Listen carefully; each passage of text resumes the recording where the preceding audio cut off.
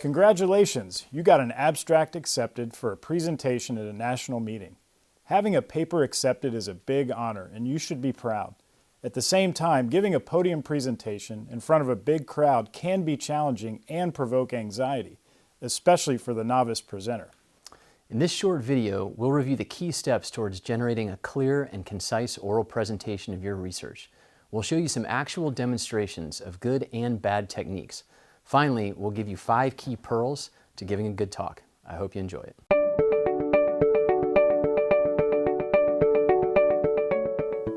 The number one most common mistake I see in presentations is losing the audience.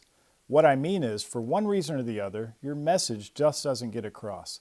The audience tunes out, gets confused, or just gives up. This happens for a number of reasons. It might be your slides, or the pace in which you speak, or your volume, or your lack of eye contact. Whatever the case is, following a few simple guidelines can help get your message across during a scientific presentation.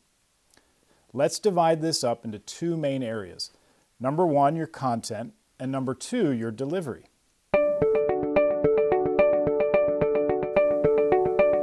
Your content refers to the actual data and information you have in your talk. To start, take a critical look at your data and determine the 2 or 3 main points you want to highlight. For each of those points, plan on having a specific slide dedicated to that concept. From there, think about what background information is necessary for the audience to hear in order to understand your main points. Also, as part of your background, you should let the audience know why this topic is important and why you have decided to try to solve this problem. Once you have the background and your main points squared away, you need to tell the audience how you did the research. This is the methods. Some researchers like to describe the methods as they show the results. This is an advanced approach and should be reserved for the experienced presenter. For many, showing a single slide that outlines the methods and approach is an easy way to define what you're working with.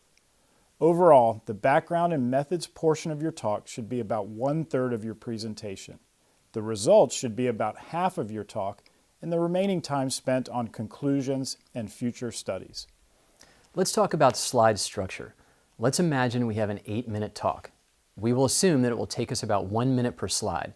So let's make a 10-slide talk and we can adjust it later. This is really important. Try not to put too many words or figures on an individual slide. It's just too confusing. This slide is an example of a slide that is just too busy. You're going to overwhelm your audience. This slide has all the same points as the previous one, but has been cut down so it's easier to process.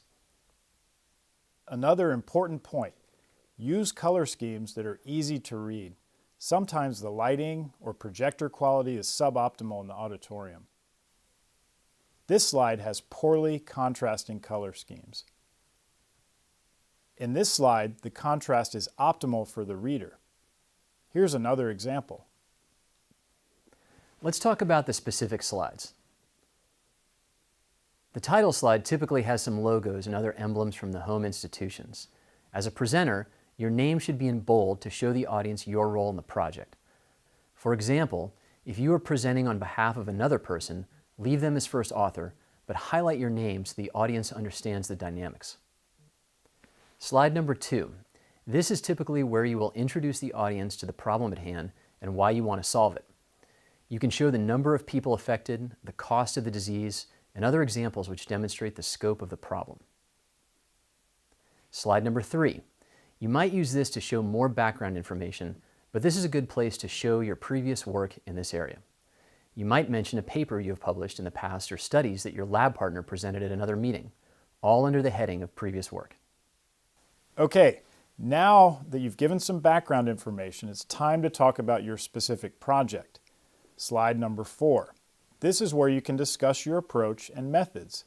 This is especially important if your studies include a unique model or analytic.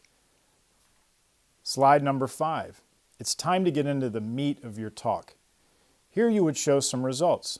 If you have multiple pieces of data to show, you might want to reveal them piece by piece. This gives the audience a chance to focus on each element individually. Slide number 6. Again, show more results. If possible, use a similar format to the previous slide. This way, the audience becomes familiar with your layout and they can follow along more easily. Slide number 7.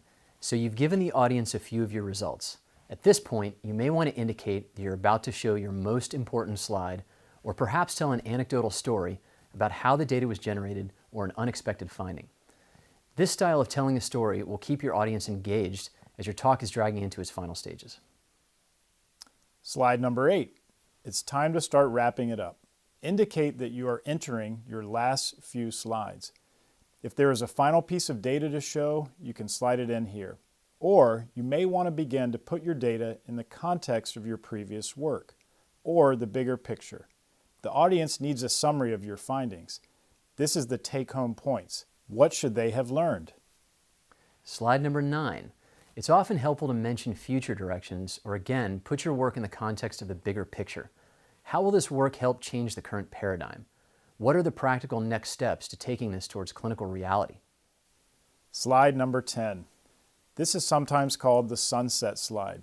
Most researchers save a slide to thank and highlight the team of people that helped them in their research. Many people will show pictures of the team, but this is not necessary.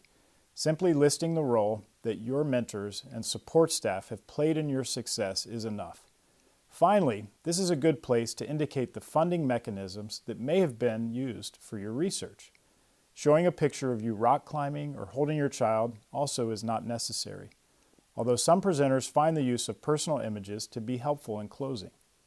Likewise, it is not necessary to ask the audience if they have questions. This is usually the prerogative of the moderators. Simply thank them for listening. So you've made your slides and now you're ready to give your talk. Your presentation delivery is as important as the actual content of your talk. Whitney Lane, a resident, and Jonah Orr, a medical student, will help us with this next part.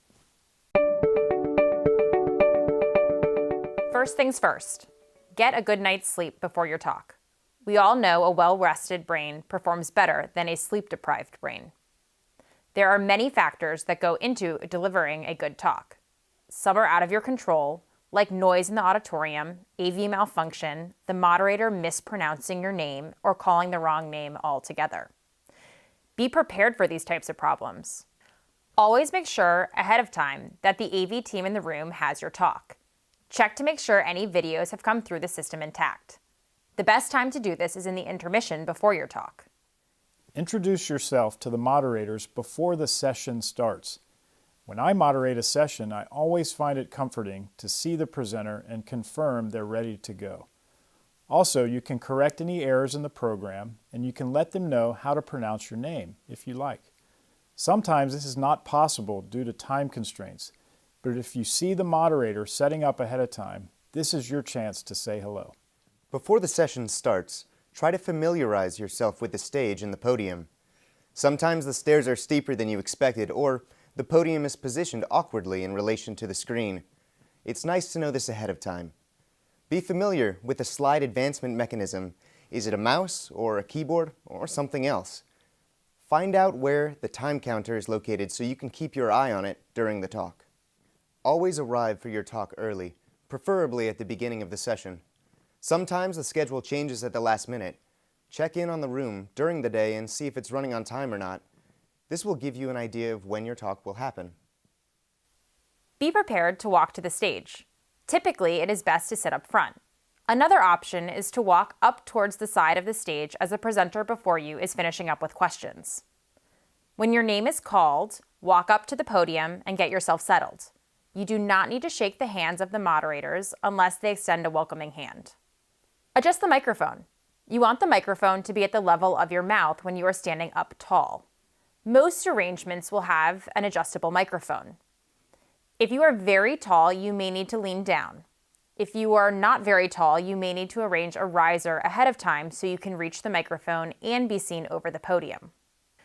Based on the formality of the meeting, you may want to thank the members of the society and the moderators for the opportunity to present your work.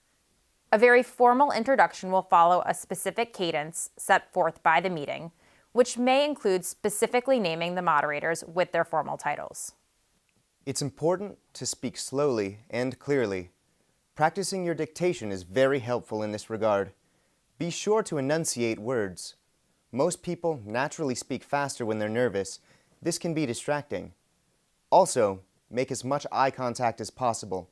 Looking down at cards or at the computer monitor is the fastest way to lose your audience. Seeing your friends or mentors in the audience can also be distracting.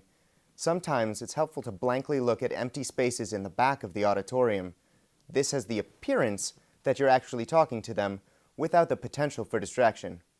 It is generally advisable to memorize your speech, especially at the beginning of your career. More advanced speakers can effectively wing it simply by looking at their slides. In these cases, they have likely given that particular talk many times. Almost uniformly, the speaker will stay behind the podium. Formats where the speaker meanders around the stage are appealing, but not typical of scientific presentations. They also require a portable microphone. Be prepared for an echo in the PA system.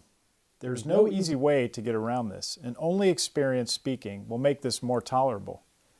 Be sure the first 3 or 4 slides are well rehearsed. This is when you will be the most nervous. Stumbling out of the gate will make you even more nervous. It's like a gymnast or figure skater. Hitting that first tricky move is key to relaxing and enjoying the rest of your performance. As you are speaking, be sure to change your tone and inflection. This will sound more natural and keep the audience engaged. Try to make it sound like you're telling an interesting story. After all, your data didn't just show up. Let the audience feel the struggle you had to get the data. Mention pitfalls, aha moments, breakthroughs. When you get to your results slides, slow down. Take your time explaining the graphs and figures the audience is looking at. While you've seen the image 100 times, they're just now seeing it for the first time. You may need to orient them to the axis of the graphs or the imaging analysis used before actually explaining the finding. Use arrows or circles to highlight especially important pieces of data. You may also use a laser pointer or the computer arrow to direct the audience's attention to a specific finding. If you notice you are running low on time, plan to skip the future direction slide. That is the least important and can be discussed during the questions.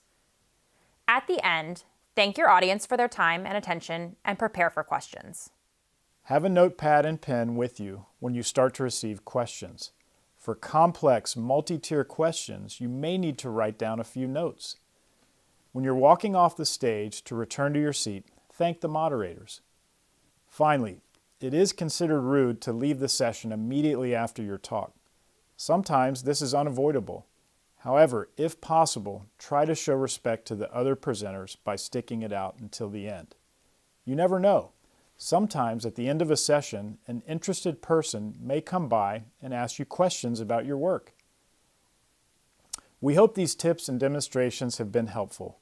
Most importantly, enjoy your presentation experience. This is your chance to shine. You have put in a lot of work, and now the reward is recognition for your efforts. With preparation, anxiety can be minimized. Plan on rehearsing your talk in your hotel room with a timer to become familiar with your delivery. Avoid caffeine immediately prior to your talk if you tend to get nervous. Consider stepping out of the auditorium 30 minutes before your talk to use the bathroom and get some water. Try relaxation and breathing techniques as you focus to perform your talk. Avoid cramming for your talk as you sit there waiting to give your talk. With time and experience, you will find your own strategies to give the best talk you can give. Finally, to wrap things up, we wanted to review 5 pearls to giving a successful talk. After you make your talk, cut it down some, just to the 2 or 3 main points. Rehearse your talk. Have the first 2 or 3 slides thoroughly memorized so you don't stumble out of the starting block. Speak slowly and clearly with some variation in tone and emphasis while maintaining eye contact with the gallery. Try to tell a story. Simply reading figure legends to the audience is boring and a quick way to lose them. And finally, indicate to the audience when you're giving them the really important information. We hope this has been helpful, and I look forward to seeing you at the podium.